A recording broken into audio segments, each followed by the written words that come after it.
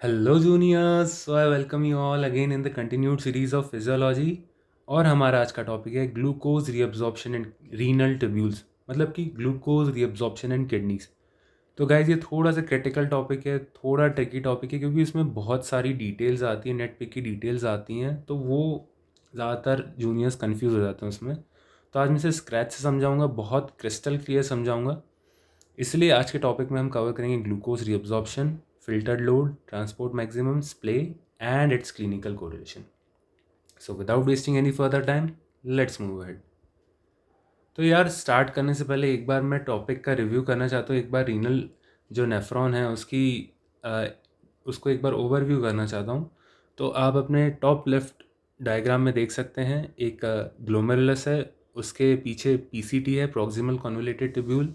वो कंटिन्यू होती है लूप ऑफ हेनले, और लूप ऑफ हेनले कंटिन्यू होता है डिस्टल कॉन्वोलेटेड ट्यूब्यूल, और डिस्टल कॉन्वोलेटेड ट्यूब्यूल एंड होता है कलेक्टिंग डक्ट में। तो आज का हमारा जितना भी फोकस रहेगा वो प्रॉक्सिमल कॉन्वोलेटेड ट्यूब्यूल पर ही रहेगा, क्योंकि maximum almost 100% glucose absorption PCT में हो जाता है। अब आ जाते हैं अपन राइट लोअर डायग्राम पे। इसमें आप देख सकते हैं afferent arteriole, glomerulus, efferent arteriole और पेरिट्यूबुलर कैपिलरीज। तो मतलब क्या है, जो इफरेंट आर्टरियोल्स हैं जो एग्जिट हो रहे हैं वो कंटिन्यू होते हैं पेरिट्यूबुलर कैपिलरीज में। और आज पेरिट्यूबुलर कैपिलरीज भी बहुत काम की हैं, क्योंकि क्योंकि यही बहुत सारा अपना ग्लूकोज का रीअब्जॉर्प्शन करती हैं। ऑलमोस्ट पूरा रीअब्जॉर्प्शन यही करती हैं, वो मैं बताऊंगा आगे कैसे करती हैं। तो आ जाते हैं अब अपन इस ओवरव्यू के। तो glucose reabsorption occurs in the proximal convoluted tubule. जैसा कि मैंने आपको बता दिया, हमारा आज का मेन फोकस रहेगा पीसीटी पे। और पीसीटी एब्जॉर्ब रीएब्जॉर्ब कर लेती है ऑलमोस्ट 100% ऑफ फिल्टर्ड ग्लूकोज। अब कुछ कुछ पैथोलॉजीज हैं जिसमें वो 100% एब्जॉर्ब नहीं कर पाती, वो भी अपन आगे डिस्कस करेंगे।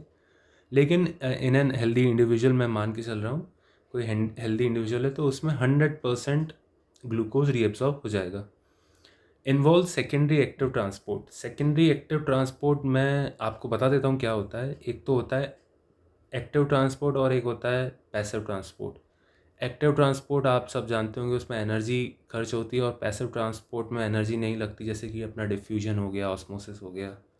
और एक्टिव ट्रांसपोर्ट में अपना एटीपी लगती है।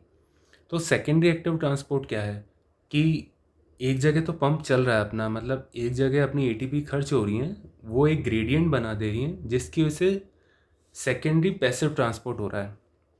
इसको मैं आपको और डिटेल में बताऊंगा, है ना। और फिर अपन लास्ट पॉइंट पे आ जाएं कि saturable process with a transport maximum. इसको भी मैं और डिटेल में आगे कवर करूँगा क्या है ये।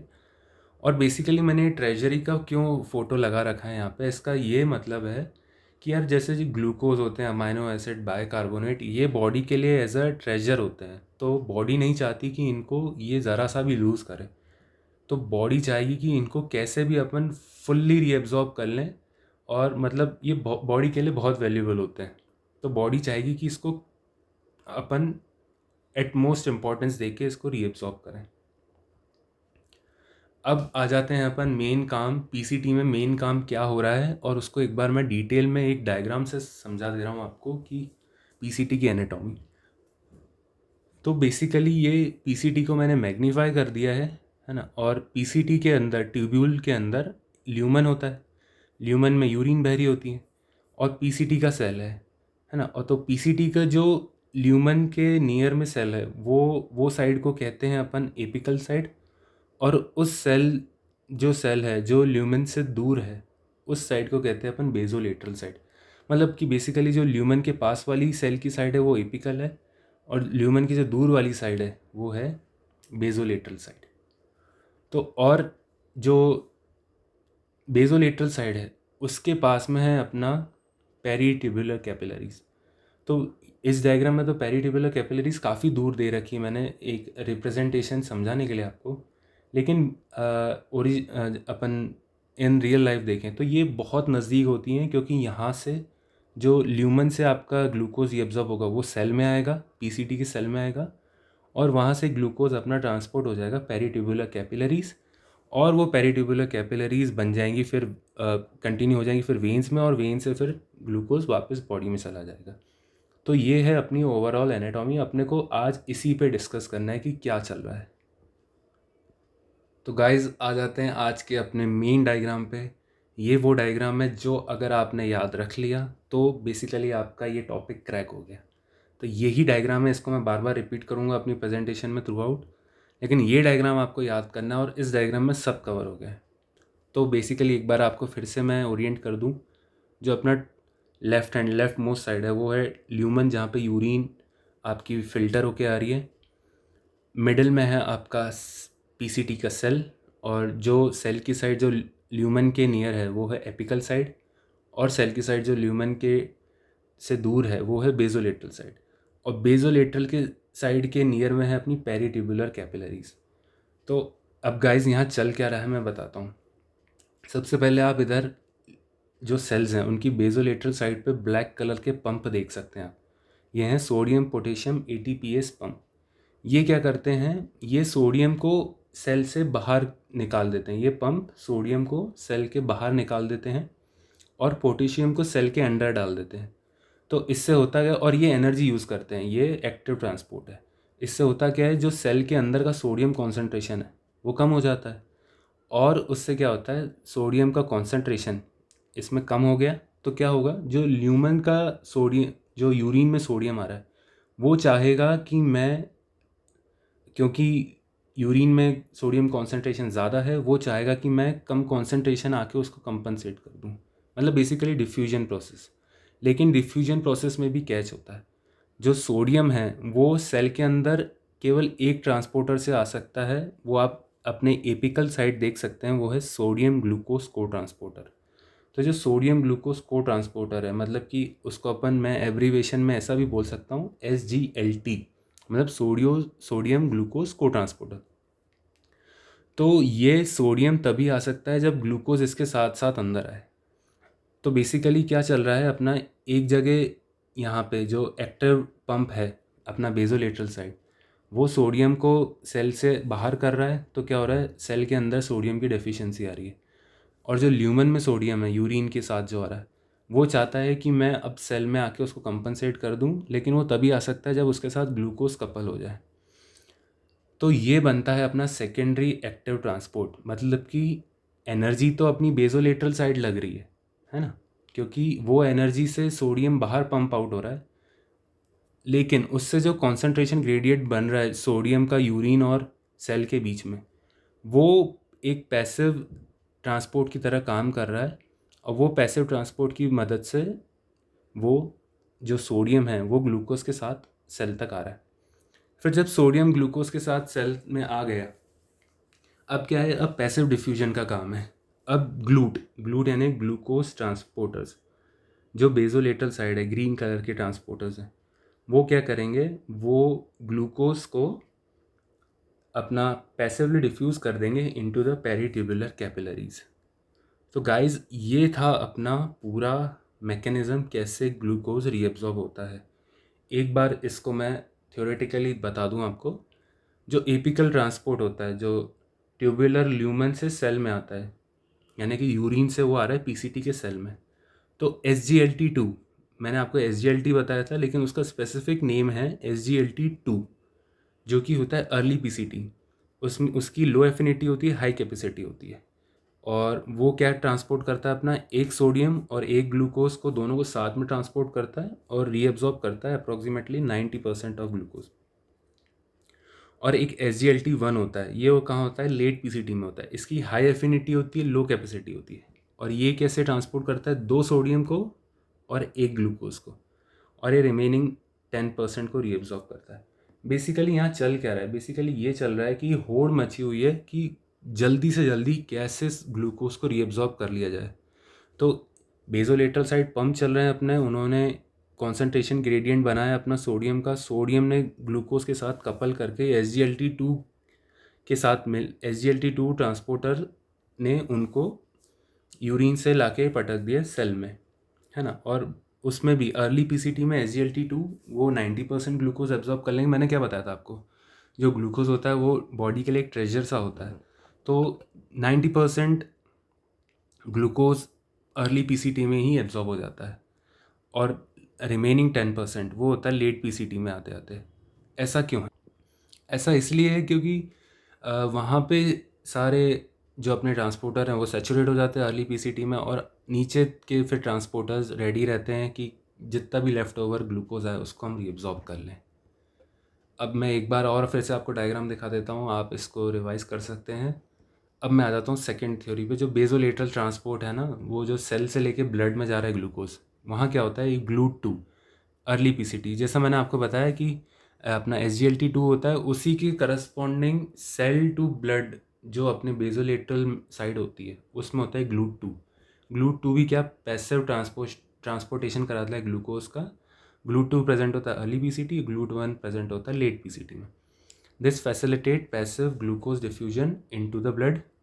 और sodium potassium ATPase maintain concentration gradient, जैसा कि मैंने बताया आपको कि बेसोलेटरल साइड अपना पंप काम कर रहा होता है जो कि सोडियम का कॉन्सेंट्रेशन ग्रेडियंट बनाता है, जिससे कि सोडियम और ग्लूकोज साथ में डिफ्यूज हो जाते हैं into the apical side of cells of PCT. ये इनेबल करता है continuous glucose uptake from lumen, है ना। अब अपन और आगे बढ़ते हैं, फिर से डायग्राम है, आप रिव्यू कर सकते हैं इसको। अब अपन आ जाते हैं एनर्जी सोर्स। मैं तब से बता रहा हूँ कि सेकेंडरी एक्टिव ट्रांसपोर्ट, इसको एक बार अपन विजुअलाइज कर लेते हैं। जो सोडियम पोटेशियम ATPase पंप होते हैं, है ना, वो मैंने बताया आपको बेसोलेटरल मेम्ब्रेन पे, बेसोलेटरल साइड पर प्रेजेंट होते हैं। तो और पंप क्या करते हैं, वो pumps 3 sodium out and 2 potassium in using ATP। तो क्या करते हैं, मेंटेन्स लो इंट्रासेलुलर सोडियम और ड्राइव्स SGLT को ट्रांसपोर्ट और एक्टिव सेकेंडरी एक्टिव। मतलब बेसिकली क्या है, आपका पैसिव ट्रांसपोर्ट क्या होता है, अगर आपने कोई वाटर आपको डाउनहिल आप भेज रहे हैं तो वो है पैसिव ट्रांसपोर्ट, लेकिन अपहिल भेज रहे हैं तो वो है एक्टिव ट्रांसपोर्ट। तो बेसिकली यदि आप इसको एज ए विजुअलाइज करें कि आप टॉप ऑफ द माउंटेन है, वहाँ से आप वाटर पैसिवली आपको डाउनहिल ले जाना है, तो वो पैसिवली चला जाएगा with the help of gravity. लेकिन वहीं टॉप ऑफ द माउंटेन यदि एक हैंड पंप लगा हुआ है जो कि अंडर ग्राउंड वाटर को आपको ऊपर तक टॉप ऑफ द माउंटेन लेकर आता है, तो वो है एक्टिव ट्रांसपोर्ट, क्योंकि उसमें एनर्जी लग रही है, वो ग्रेविटी के अगेंस्ट आ रहा है। तो वही सीन है कि water to top of the mountain active आ रहा है, लेकिन वहाँ से आपको जहाँ पे वैली में देना है नीचे डाउनहिल, वो पैसिव जा रहा है। तो यही है अपना सेकेंडरी एक्टिव ट्रांसपोर्ट, कि एनर्जी कहीं और लग रही है और वो फिर जो अपना ट्रांसपोर्ट हो रहा है वो हो रहा है पैसिव ट्रांसपोर्ट। तो इसमें ही एक और यदि मैं फैक्ट बताऊं, तो इसमें ये फैक्ट है कि अगर कोई पूछे आपसे कि ब्लड में ऑक्सीजन कम है, जैसे हाइपोक्सीमिया वाली स्टेट है, तो कौन से नेफ्रॉन का कौन सा पार्ट मोस्ट वल्नरेबल है टू इस्चीमिया, मतलब क्वेश्चन ये है कि ब्लड में ऑक्सीजन कम है तो नेफ्रॉन का कौन सा पार्ट है वो मोस्ट वल्नरेबल है, जिससे कि ऑक्सीजन रिड्यूस्ड अपना डैमेज हो सकता है, ऑक्सीजन कम होगी तो वो डैमेज हो सकता है।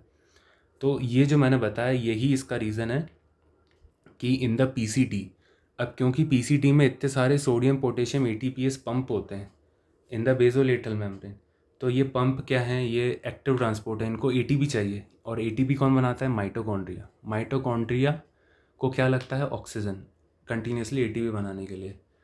तो अब पीसीटी में भर भर के माइटोकॉन्ड्रिया, उनको भर भर के ऑक्सीजन चाहिए।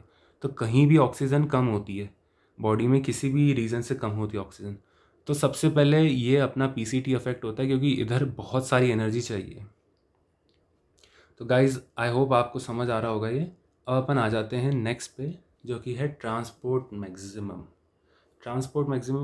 सॉरी, हाँ गाइज अपन नेक्स्ट आ जाते हैं फिल्टर्ड लोड। अपन 2 टर्म्स कवर करेंगे, 2 डेफिनेशन, उससे अपन एक और चीज़ पे जंप करेंगे।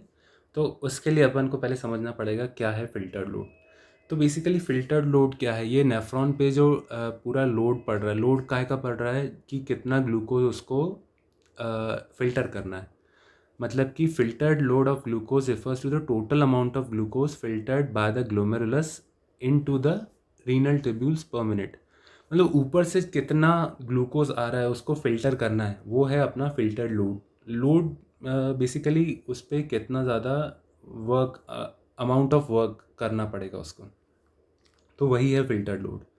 तो फ़िल्टर लोड क्या है, जैसा अपन कॉमन सेंस भी लगा सकते हैं कि कितना ज़्यादा अपना जीएफआर है और ब्लड में कितना ज़्यादा अपना ग्लूकोज़ है, और यदि उसको अपन मल्टीप्लाई कर दें तो वो फ़िल्टर लोड आ जाएगा। यानी कि ब्लड में फॉर एग्ज़ाम्पल अपना 100 मिलीग्राम पर डेसीलीटर अपना ब्लड में ग्लूकोज कॉन्सेंट्रेशन है, नॉर्मली 80 to 120 इतना रहता है, और जीएफआर अपना कांस्टेंट रहता है 125 ml पर मिनट।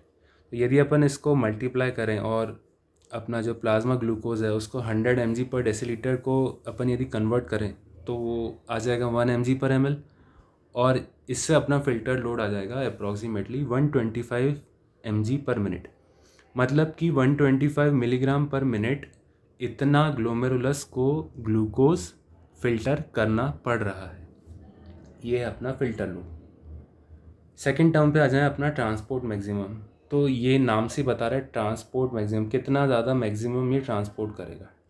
तो transport maximum on an average होता है अप्रॉक्सीमेटली 375 मिलीग्राम पर मिनट फॉर ग्लूकोज। मतलब कि जो एक नेफ्रॉन की कैपेसिटी है, वो कैपेसिटी है कि वो रीएब्जॉर्ब कर सकता है 375 मिलीग्राम पर मिनट, इससे ज़्यादा वो एब्जॉर्ब नहीं कर सकता।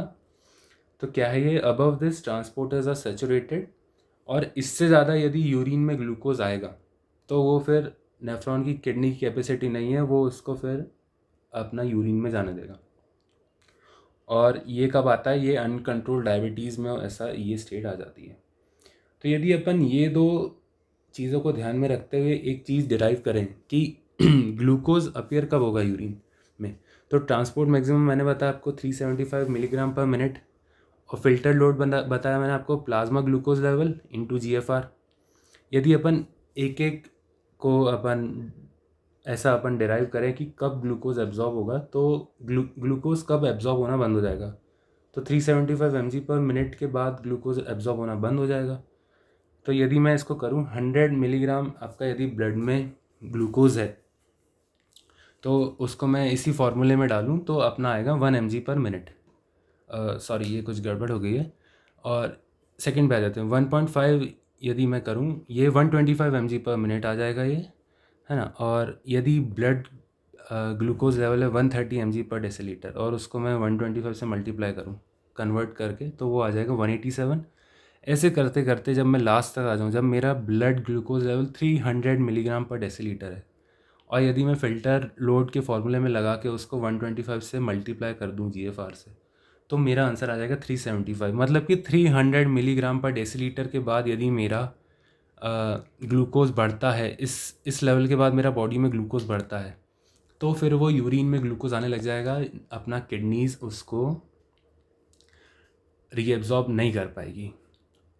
अब आ जाते हैं अपन नेक्स्ट, बट जैसा कि अपन सोचते हैं वैसा होता कहाँ है ना, वरना अपन भगवान होते हैं, अपन जैसा सोच रहे हैं वैसा हो जा रहा है।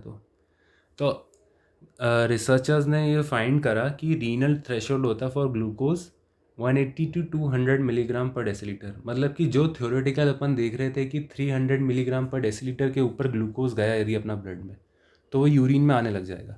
लेकिन रिसर्चर्स ने फाइंड करा कि 180 to 200 मिलीग्राम पर डेसीलीटर के बाद ही यूरिन में अपना आपको ग्लूकोज देखने को मिल जाएगा। तो at this blood glucose level the filter load reaches transport maximum. तो ऐसा क्यों है, इसके दो कारण हैं। पहला है स्प्ले और दूसरा है वेरिएबल नेफ्रॉन फंक्शन। मतलब बेसिकली वेरिएबल नेफ्रॉन फंक्शन के कारण ही अपना स्प्ले बनता है।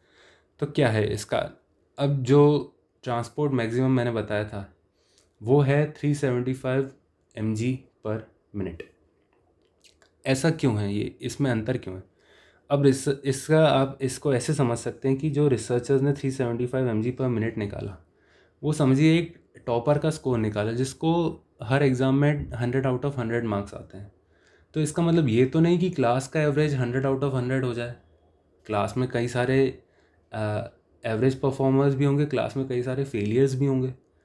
तो जब अपन सबको मीन करेंगे तो शायद 100 ना आते हुए शायद क्लास का एवरेज स्कोर आए 60 या फिर 70। ऐसा 100 तो आ नहीं सकता क्योंकि 100 केवल एक बच्चे का है। इसीलिए तो स्प्ले वेरिएबल नेफ्रॉन फंक्शन क्या है कि सारे अपने जो नेफ्रॉन्स हैं उनकी सबकी साइज़ अलग है, सबकी कैपेसिटी अलग है। बहुत सारे हेल्दी हैं, बहुत सारे अनहेल्दी हैं। तो ऐसे ही जो जब सब मिल के आते हैं तो थोड़ा सा जो मीन है अपना वो कम हो जाता है। तो स्प्ले क्या है, not all nephrons in the kidney have identical reabsorptive capacity, some reaches the saturation at lower glucose concentration than others. As a result, glucose begins to appear in urine below the whole kidney global transport maximum is reached. This range between the first appearance of glucose in urines and absolute TMG is called splay. मतलब क्या है, जो अपना जो absolute transport maximum of glucose है जो अपन ना 375 था, लेकिन जब अपन ने एक्चुअल देखा तो उसमें जो अंतर है, एक तो जो अंतर है उसी को अपन ने स्प्ले का अगर यदि इंग्लिश में मीनिंग देखूं तो वो होता है स्पैन आउट या फिर उस फैल जाना, है ना, टू स्पॉन आउट। तो वो जो एक रेंज थी जो 375, जो एक क्लियर कट डिमार्केशन था, वो क्लियर कट ना रहते हुए अब एक 180 टू 300 में वो फैल गया कि इस बीच आपका कभी भी ग्लूकोज आ सकता है। और वही variable nephron function, difference between individual nephron, some are saturated and cannot reabsorb glucose, even others still have capacity, यही है इसका रीज़न। तो इसको एक अपन ग्राफ की मदद से समझ सकते हैं। अगर आप यदि सॉलिड लाइन, पहले तो अपन ओरिएंट हो जाते हैं एक्स एक्सिस और वाई एक्सिस के लिए। वाई एक्सिस है अपना ट्रांसपोर्ट मैक्सिमम ऑफ ग्लूकोज, जो कि अपनी एक थ्योरेटिकल वैल्यू थी 375 मिलीग्राम पर मिनट, मतलब कि इतना ग्लूकोज रीअब्सॉर्ब कर लेगा थ्योरेटिकली। लेकिन यदि अपन एक्स एक्सिस पे, और एक्स एक्सिस पे है अपना प्लाज्मा ग्लूकोज, मतलब कि बॉडी में कितना ग्लूकोज है mg पर डेसीलीटर। तो यदि अपन थ्योरेटिकल बात करें आइडियल, तो 375 के बाद आपका यूरिन में ग्लूकोज आना चाहिए। और 375 कब आएगा, जब आपका प्लाज्मा ग्लूकोज लेवल 300 हो जाएगा।